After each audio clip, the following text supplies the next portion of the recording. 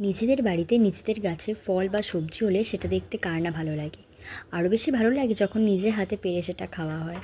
তো দেখো আমাদের গাছে বেশ অনেকগুলোই আম হয়েছে এবার। তো এক এক করে সব কটা গাছের আমি পেড়ে নিলাম, সব কটার নাম আমার ঠিক জানা নেই।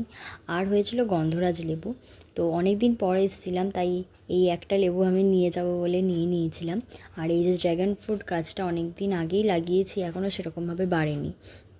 আর যখন আমি ভিডিওটা বানিয়েছিলাম তখন জামরুলগুলো ঠিক এরকম ছিল, বাট এখন অনেকটাই বড় হয়ে গেছে আর আমি খেয়েও টেস্টও করে নিয়েছি।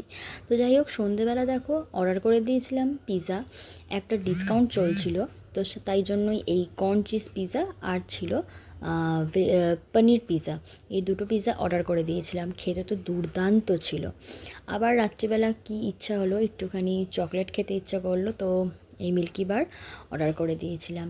ভিডিওটা ভালো লাগলে অবশ্যই আর ভিডিওতে লাইক, কমেন্ট অ্যান্ড শেয়ার করে দেবে। দেখা হচ্ছে পরে।